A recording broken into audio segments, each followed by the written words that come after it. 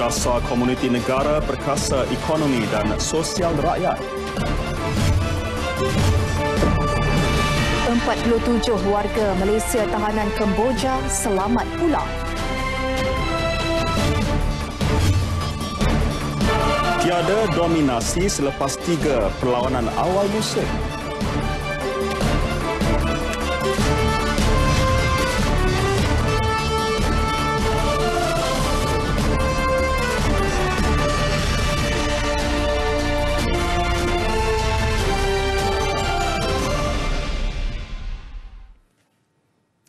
Assalamualaikum, salam sejahtera. Nasional 8 edisi Ahad 17 Februari bersama saya Fatil Hidayat Ghazali. Dan saya Farhatul Aisyati Osman. Nasional 8 malam ini dimulakan dengan laporan ini. 4 daripada 47 rakyat Malaysia yang dibebaskan daripada penjara wilayah Bantai Manceh, Kemboja selamat tiba di KLIA Sepang pagi tadi. Ketua Setiausaha Kementerian Luar Negeri Datuk Seri Muhammad Syahrul Ikram Yaakob yang menyambut ketibaan mereka turut berterima kasih kepada kerajaan Kemboja yang memberi segala kerjasama. Wisma Putra bekerja kuat di sana melalui perwakilan kita di Phnom Penh dengan bantuan berbagai pihak. Termasuk juga pihak berkuasa Kamboja, di mana kita mengucapkan banyak terima kasihlah kepada mereka dan semua yang terlibat. Dan cuma nasihat saya maknanya bagi rakyat Malaysia terutama yang muda ni supaya lebih berhati-hatilah jika menerima peluang kerja daripada WeChat, daripada Facebook dan daripada social media.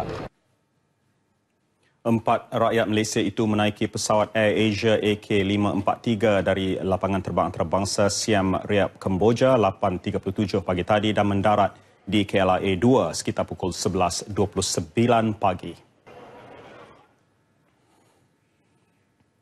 Kami dapat daripada macam satu vacancy job lah daripada WeChat.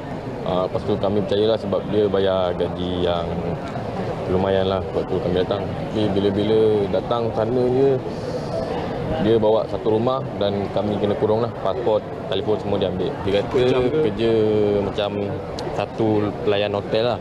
Pelayan hotel lepas tu nak bayar gaji $1,200. Waktu kami pergi kan sebab kami pun perlukan duit. Allah syukur Alhamdulillah sebab saya rasa saya tak dapat jumpa dia sebab saya tak tahu nak pergi tempat kat sana. Apa cara saya nak jumpa dia, nak berhubung pun tak dapat. Memang ada, saya nak ucapkan terima kasih pada encik yang bertugas kan. Itulah.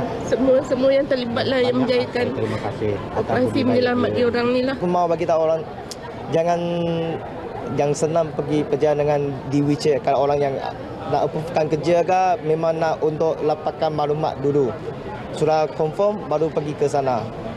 Sebab masa kami pergi kami tidak ada dapatkan maklumat daripada ni hotel ke apa, kita terus pergi ke sana. Jadi di sini saya memang nak terima kasih kepada ni Kementerian Luar Negeri sebab kalau hari tu polis tak ada pergi ke rumah sana tangkap ke apa, mungkin hari ini saya pun tidak boleh lapar balik Malaysia lagi. 2 lagi yang turut pulang adalah Yam Yok Fung dan Eng Shing Long, masing-masing berasal dari Jinjang dan Kuala Selangor. Sementara itu, 40 daripada 47 rakyat Malaysia yang dibebaskan itu selamat tiba di Kuching, Sarawak pada pukul 2.15 petang tadi. Mereka tiba di lapangan terbang antarabangsa Kuching menaiki pesawat yang disewa khas.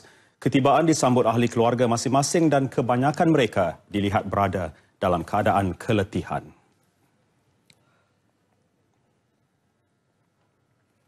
Dasar komuniti negara mampu memerkasa ekonomi dan sosial rakyat. Melaluinya, rakyat bukan sahaja dididik menjadi individu bertanggungjawab, malah sebagai masyarakat berwibawa dan berfikir seperti rakyat bertaraf negara maju. Sehubungan itu, Perdana Menteri Tun Dr. Mahathir Mohamad menyarankan rakyat mempertingkat kehidupan mereka dengan mengamal dasar komuniti negara. Laporan wartawan Siti Salwa Yusof. Tun Dr. Mahathir Mohamad berkata, melalui dasar ini bukan sahaja hubungan rakyat dapat diakrabkan, malah memberi potensi kepada mereka saling bekerjasama dalam mempertingkat ekonomi masing-masing. Pemupukan sifat bertanggungjawab setiap individu juga memberi kelebihan kepada negara yang mahukan rakyat mendapat kesejahteraan hidup. Berkomuniti bermakna bahawa dalam tiap-tiap kampung ataupun kawasan perumahan yang didirikan, kita perlu ada sistem cara hidup yang mengambil kira kepentingan semua penduduk di dalam kawasan itu. Ini amatlah penting untuk kita merasai segala nikmat daripada tinggal di dalam kawasan yang lebih teratur dan tersusun. Untuk ini kita harap pemilik-pemilik rumah di kampung-kampung ataupun kawasan perumahan yang akan diadakan, pemilik-pemilik ini perlu jalin kerjasama antara mereka. Umpamanya, mereka perlu mengadakan satu kelab untuk sesuatu kawasan. Beliau yakin dengan wujudnya Persatuan Penduduk, Matlamat Dasar Komuniti Negara akan mencapai maksudnya. Rakyat juga dialok-alokkan mengambil peluang menjana ekonomi masing-masing. Hubungan kejiranan yang baik juga mampu memupuk sifat bertanggungjawab antara satu sama lain. Saya rasa untuk program komuniti ini sangat baguslah untuk memupuk semangat persaudaraan antara pemimpin dengan rakyat. Kemudian untuk komuniti Persatuan Penduduk banyak membantu masyarakat dari segala aspek lah sebenarnya. Ya betul, memang saya sangat setujulah 100% lah benda tu. Sebab setengah penduduk dia tak tahu macam nak channelkan marketing untuk diorang punya produk. So ini nampak satu tindakan yang bagus lah daripada kerajaan. Ini boleh memupukkan semangat perpaduan negara kita lah. Dari ini mungkin kita boleh dapat semua orang, semua kaum bersatu. Kawasan kami ada, kita selalu kalau sebulan sekali kita akan buat macam mesyuarat. So kita akan tengok apa yang kerosakan dan kehendak penduduk di sekitar kawasan lah. Boleh lapatkan berbilang kaum lah. Ya boleh, memang betul. Pejabat Sekretariat Muafakat Komuniti pertama telah ditubuhkan Januari lalu menerusi projek rintis di PPR Lembah Subang 2 yang akan diperluas ke 18 daripada 133 PPR seluruh negara secara berperingkat. Menerusi urbanisasi, 75.6% daripada jumlah populasi negara memilih untuk tinggal di bandar. Ini menjadikan pembangunan dan pengukuhan komuniti di bandar-bandar adalah sangat penting, malah perlu diberi perhatian khusus. Melalui dasar komuniti negara, ia diharap dapat mendidik dan mempertingkat masyarakat berattitut seperti generasi negara maju. Siti Salwa Yusof, RTN.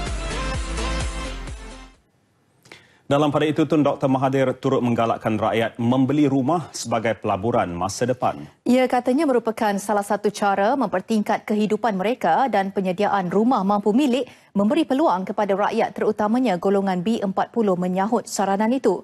Tun Dr. Mahathir juga mahu rakyat mempertingkat kehidupan mereka supaya hidup dengan lebih selesa di masa akan datang.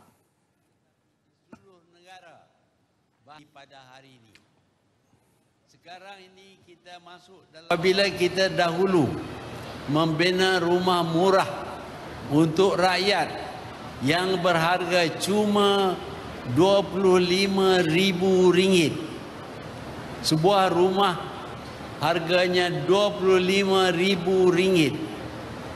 Tetapi sekarang ini rumah yang sama ada yang menawar untuk membeli rumah ini dengan harga RM150,000. Bermakna apabila kita membeli rumah mampu milik, kita sebenarnya melabur dalam harta yang akan meningkat nilainya pada satu hari.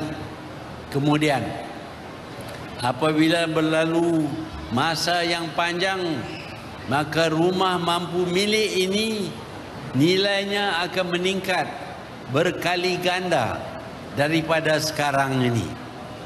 Dan kita akan anggap harga yang kita tawarkan sekarang ini amatlah murah.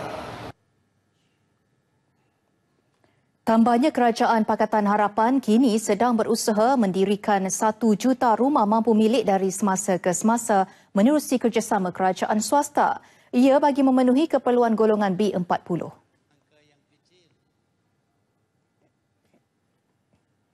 Menteri Komunikasi dan Multimedia Gobind Singh Dio menyokong inisiatif pembentukan dasar komuniti negara hasil inisiatif Tun Dr. Mahathir.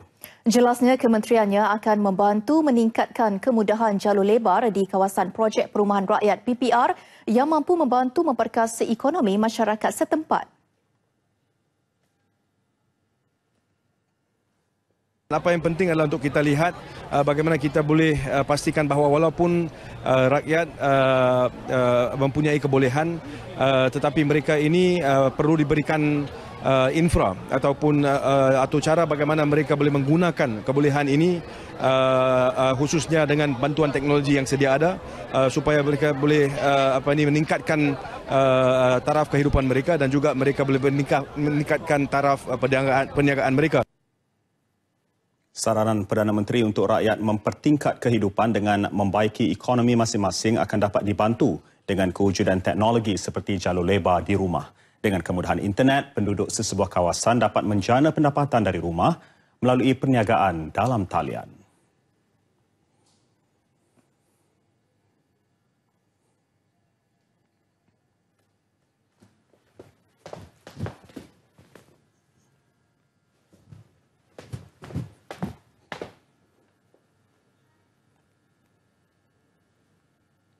Malaysia akan mengadakan perbincangan dengan Singapura bagi menyemak semula perjanjian harga air. Perdana Menteri Tun Dr. Mahathir Mohamad berkata Menteri Luar Datuk Saifuddin Abdullah akan mengetuai negara bagi pertemuan itu nanti di Singapura. Bagaimanapun tarikh pertemuan tersebut belum diputuskan. Ya, kita sedang berusaha dan kita tentukan supaya kumpulan kita ini termasuk pegawai-pegawai daripada Johor, tetapi yang akan mengetuai kumpulan kita ini ialah Menteri Luar Negeri.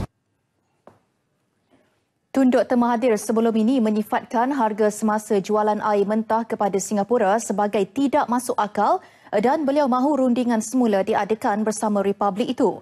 Mengikut perjanjian air semasa yang berakhir pada tahun 2061, Malaysia membekalkan air mentah kepada Singapura sebanyak 250 juta galen setiap hari pada kadar 3 sen setiap 1,000 galen. Malaysia pula akan membeli semula air yang telah dirawat dari Republik itu pada harga 50 sen setiap 1,000 galen. Kita berpendapat bahawa harga 3 sen untuk 1,000 galen itu ditentukan pada tahun 1926. Pada masa itu 1 sen boleh beli banyak barang. Sepatutnya harga sesuatu barang itu mengikut keadaan semasa. Jadi kalau kita nak kira harga yang ditentukan pada tahun 1926 masih kekal sehingga tahun 3000, another one millennium lagi, adakah menasabah? Julai tahun lepas, Menteri Besar Johor memaklumkan kerajaan negeri akan menjual air mentah kepada Singapura pada nilai yang berpatutan sesuai dengan keadaan semasa. Nilai tersebut berkemungkinan sama dengan nilai air mentah yang dijual kepada Melaka, iaitu 1,000 galen dengan kadar 50 sen atau kurang. Namun keputusan itu tertakluk kepada rundingan bersama Singapura. Ini pula susulan pertemuan pengerusi Pakatan Harapan PH Tun Dr. Mahathir Mohamad bersama beberapa pemimpin PAS Jumaat lalu. Tun Dr. Mahathir yang juga pengerusi Bersatu berkata perbincangan lebih menjurus kepada isu pentadbiran bagi menyelaras tugas antara kerajaan persekutuan dan negeri. Itulah pentadbiran kerana kita ada tempat negeri-negeri tertentu yang mana tak ada wakil daripada Pakatan Harapan. Kita minta supaya mereka diberi tempat. Sebaliknya mereka juga meminta supaya dalam badan-badan yang mana kerajaan negeri tak diberi tempat, patut kita memberi tempat kepada mereka. Pertemuan bersama Tun Dr. Mahathir disertai Presiden PAS Datuk Seri Abdul Hadi Awang, Setiausaha Agung PAS Datuk Taqiyuddin Hassan dan Menteri Besar Terengganu Dr. Ahmad Samsuri Mokhtar. Raja Singa, Persatuan Tarian Singa dan Naga Kun Seng Keng dari Muar Johor yang berjaya mengekalkan kejuaraan dunia 12 kali berturut-turut antara persembahan yang akan menggamatkan dataran Centrio Seremban 2 malam ini. Ya, lebih meriah Majlis Rumah Terbuka Malaysia MRTM Tahun Baharu Cina 2019 dengan kehadiran ribuan rakyat. Tetamu kenamaan yang akan hadir ialah Perdana Menteri Tun Dr. Mahathir Mohamad dan timbalannya Datuk Seri Dr. Wan Azizah Wan Ismail. Dan untuk perinciannya kita bersama sahabat kami, Ivan To di lokasi. Silakan. Ivan.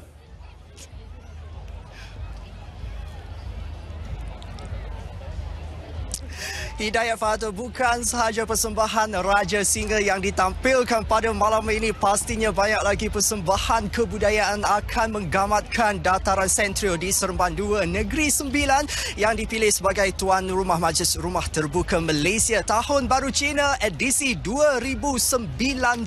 Dan pada malam ini puluhan ribu sebenarnya pengunjung sudah pun membanjiri dataran Centrio ini. Sejak siang tadi pelbagai aktiviti sudah pun dijalankan, dan pada malam ini bukan sahaja menikmati pelbagai persembahan kebudayaan, malah pengunjung dijamu dengan jamuan yang jamuan rakyat yang pastinya juga sudah pun bermula sejak pukul 6 petang tadi. Saya bawakan kepada anda bersama-sama dengan saya pastinya Menteri Pelancongan Seni dan Budaya Datuk Muhammadir Ketapi pada malam ini. Datuk, tadi Datuk senyum lebar melihat kepada sambutan yang begitu dahsyat sebenarnya pada malam ini, Datuk.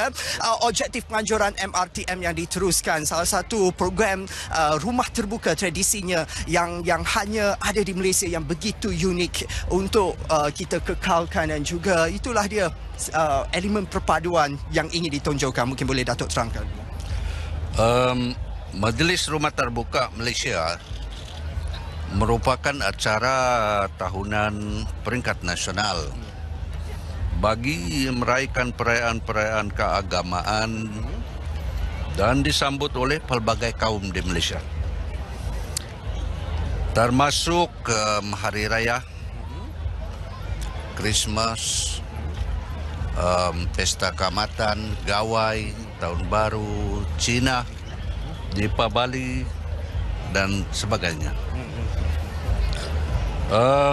Rumah terbuka ini tujuan untuk memupukkan perpaduan dan persepahaman masyarakat pelbagai kaum, menyemarakkan semangat Malaysia baru, juga menjalinkan hubungan mesra antara pemimpin dan rakyat, serta mengetengahkan tradisi menyambut perayaan Tahun Baru Cina di Malaysia sebagai salah satu wadah pelancongan negara. Di samping itu, sambutan MRTM Tahun Baru Cina yang diadakan ini mampu menyemarakkan lagi kemeriahan sambutan ini.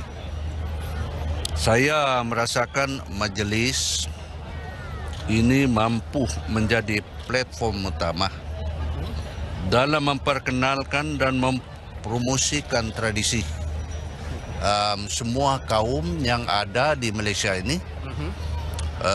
Khasnya pada malam ini kita mengadakan Tahun Baru Cina. Okey. Ya, Datuk. Pastinya juga ditonjolkan adalah semangat ataupun elemen Malaysia baru ini, dan yang amat berhormat Perdana Menteri dan timbalan Perdana Menteri juga akan turut sama meraihkan bersama dengan pengunjung di dataran Centrio ini. Kelainan yang cuba dibawakan untuk tahun ini, Datuk? InsyaAllah malam ini yang amat berhormat Perdana Menteri akan bersama kita pada malam ini untuk merayakan perayaan Tahun Baru. Saya difahamkan juga yang amat berhormat timbalan Perdana Menteri akan hadir dan juga menteri-menteri kabinet yang lain. Keseluruhannya majlis ini akan menunjukkan keunikan dan kepelbagaian seni, budaya dan warisan masyarakat Cina tempatan, berkonsepkan musical dan tarian. Kelainan yang akan dipertuntunkan adalah tarian singa dan naga yang akan turut dipersembahkan dengan keunikan tarian kebudayaan Cina yang akan dipersembahkan oleh kumpulan-kumpulan seni Cina tempatan seperti kumpulan Gendang 24 perayaan dan tarian Singa Muar, kumpulan tarian singa terbaik saya dipahamkan dunia. Dan juga di samping itu pertandingan Chinese New Year Idol on this one, pertandingan peranggaan Cheongsam dan pertandingan line dance. Itulah yang ada kelainan pada malam ini.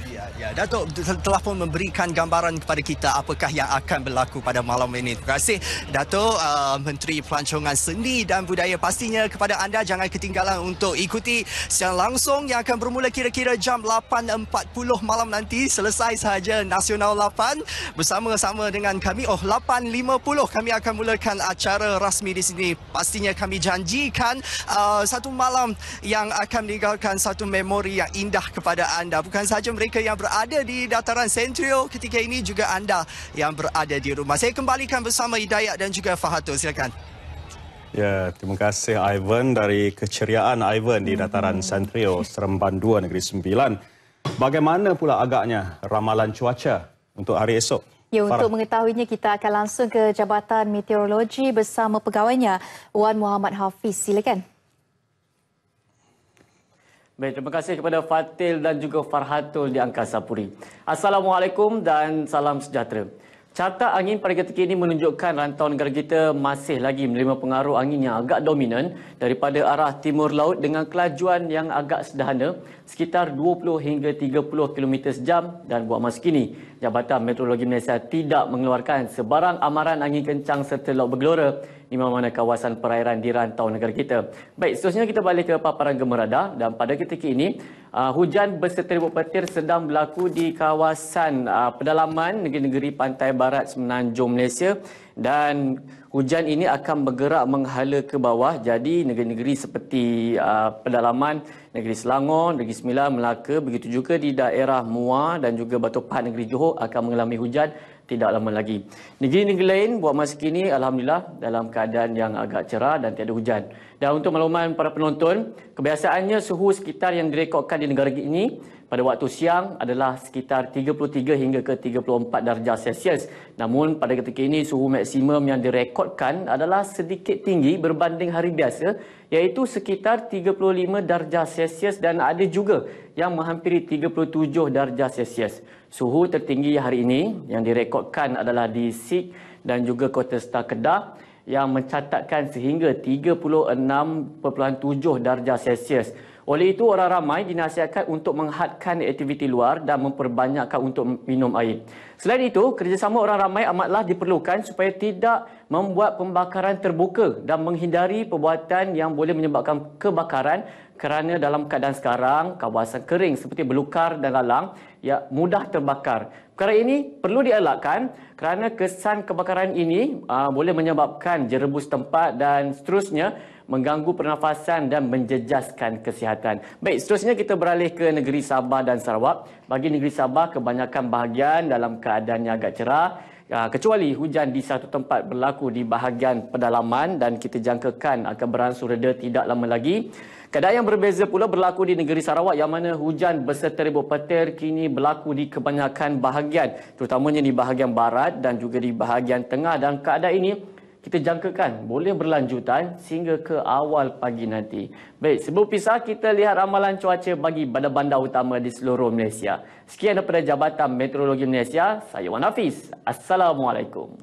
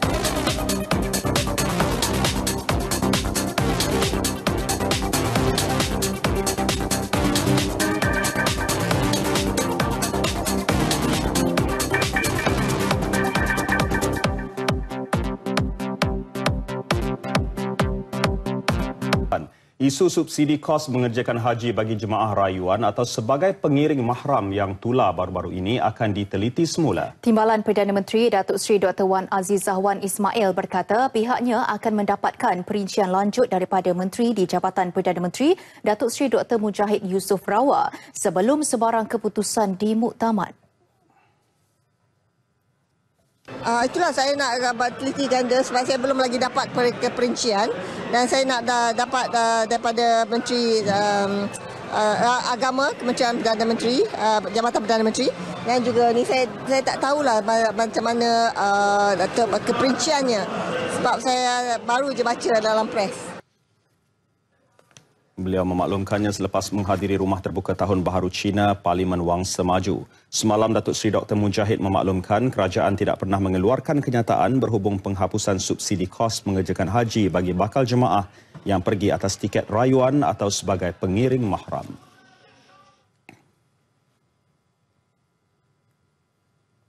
Perayaan Tahun Baharu Cina di negara ini terus disambut di sana-sini selain dapat memupuk persefahaman dalam kalangan masyarakat berbilang kaum melalui amalan kunjung-mengunjung pada majlis rumah terbuka. Di kawasan Parlimen Wangsa Maju, sambutan perayaan itu tidak kurang meriahnya yang mencerminkan keunikan tersendiri. Laporan Faris Izzat Syahrudin.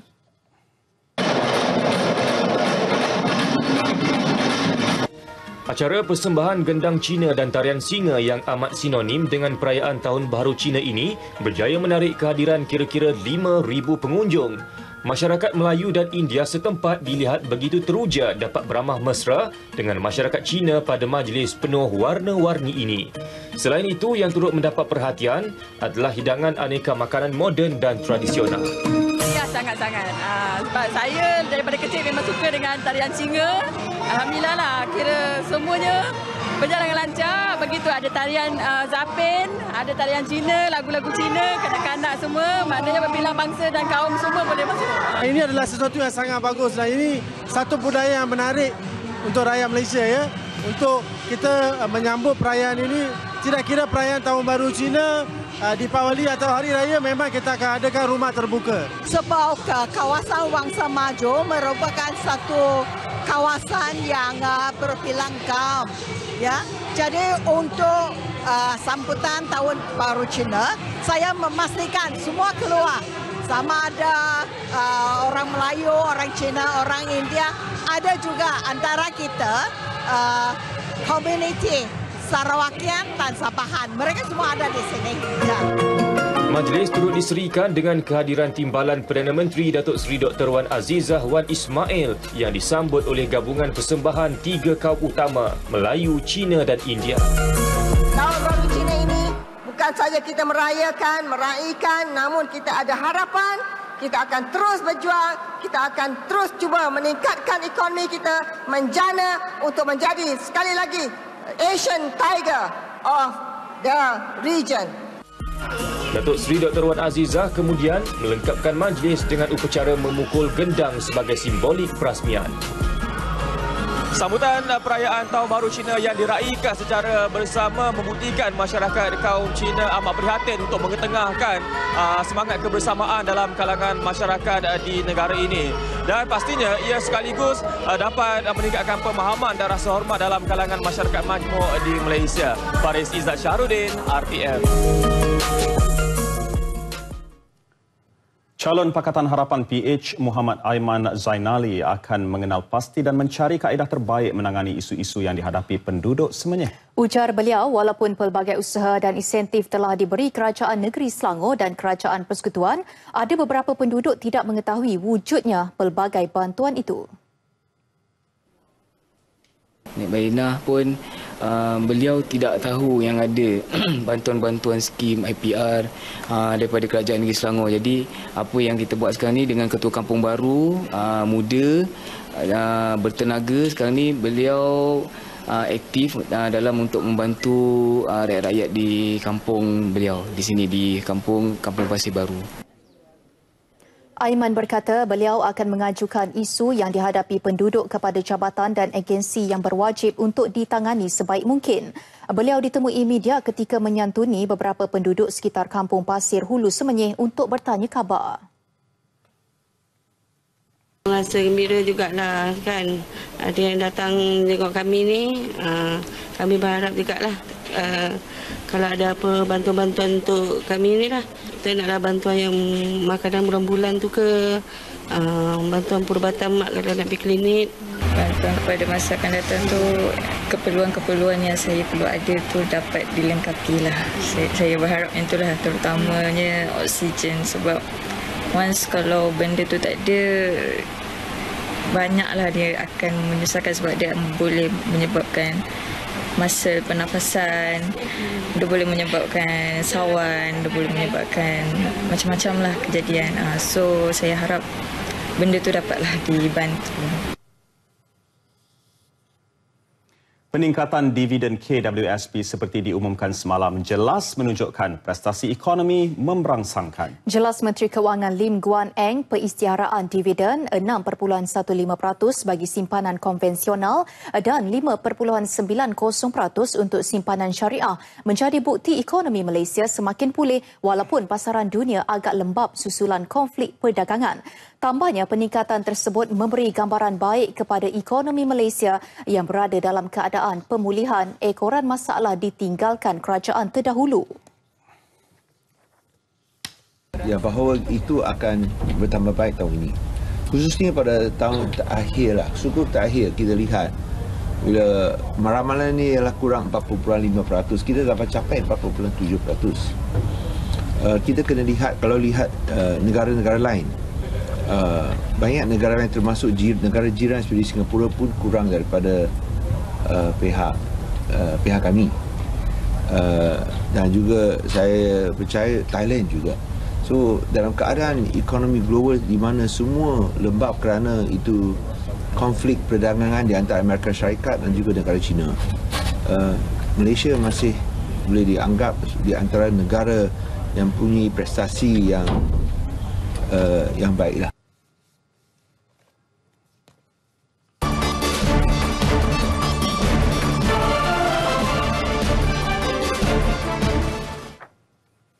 Bola sepak Liga Super. Selepas tamat saingan minggu ketiga, skuad Lang Merah Kedah kini mendahului Liga dengan kelebihan jaringan. Yang menarik, saingan kekal terbuka bagi 4 pasukan teratas dan masih tiada lagi yang dominan. Selain Kedah, Pahang, Johor Darul Takzim, JDT dan Melaka sama kental dengan 7 mata.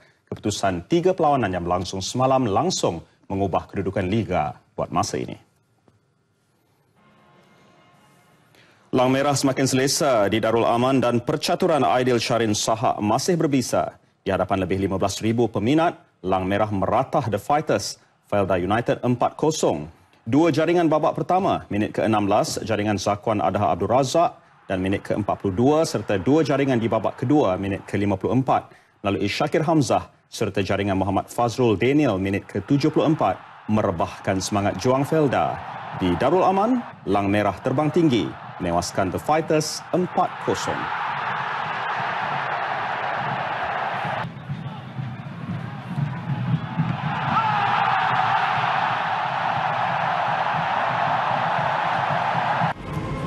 Sementara di Stadium Hang Jebat, tuan rumah Melaka United gagal menggunakan kesempatan untuk mencatat 3 mata apabila sekadar seri 1 sama dengan Pahang. Pahang terlebih dahulu di depan. Minit ke-5, jaringan Harold Gulon. Tetapi pada ketika Dollah Saleh sudah pun berkira-kira untuk membawa pulang 3 mata, Tok Gajah terpaksa gigit jari apabila Safiq Rahim menyamakan kedudukan pada masa kecederaan minit ke-91. Lebih malang buat Pahang, pemain tonggaknya Muhammad Nur Azam Aziz dilayangkan kad merah.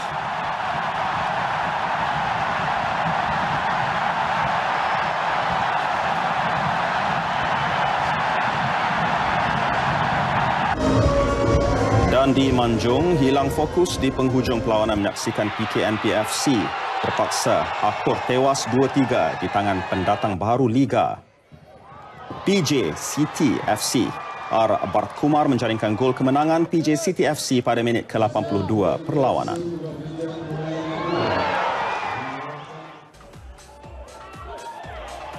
Saingan Liga Premier turut menyaksikan 3 perlawanan berlangsung semalam. Di Stadium Selayang, pendatang baharu tuan rumah Selangor United boleh menarik nafas lega apabila mencatat kemenangan 3-2 menewaskan Sarawak The Crocs walau perlawanan tertangguh selama 28 minit akibat hujan beserta guruh dan petir. Raslam Khan Abdul Rashid muncul wira Selangor United menjaringkan gol pada minit ke-92.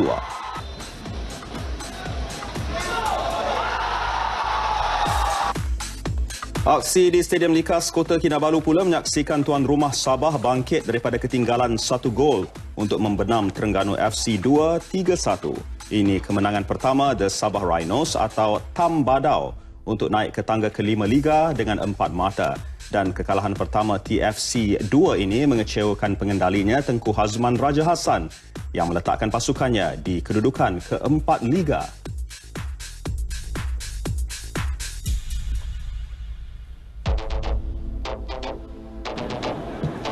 Dan di Stadium Bandaraya Georgetown pula, skuad Harimau Kumbang Pulau Pinang bangkit untuk mengutip 3 mata penuh.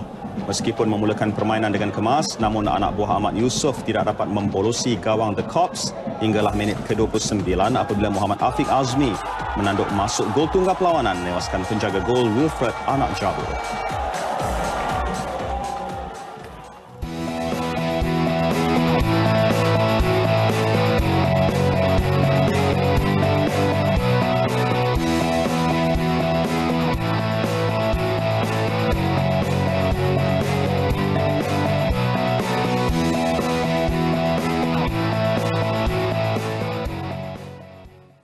Esok, skuad bawah 22 tahun negara kendalian Datuk Ong Kim Swee akan memulakan cabaran peringkat kumpulan Piala AFF Suzuki bawah 22 tahun di Phnom Penh, Kemboja. Kesemua perlawanan peringkat kumpulan separuh akhir dan akhir dijadualkan berlangsung di Stadium Nasional Kemboja. Sebelum ini, Datuk Ong Kim Swee percaya semua pasukan memiliki peluang seimbang untuk mara ke separuh akhir. Apapun, kita di Malaysia mengharapkan skuad negara mampu melangkah ke separuh akhir walaupun hanya sempat berlatih bersama selama hanya 5 hari. Untuk itu, kita saksikan jadual perlawanan skuad negara yang akan memulakan saingan esok.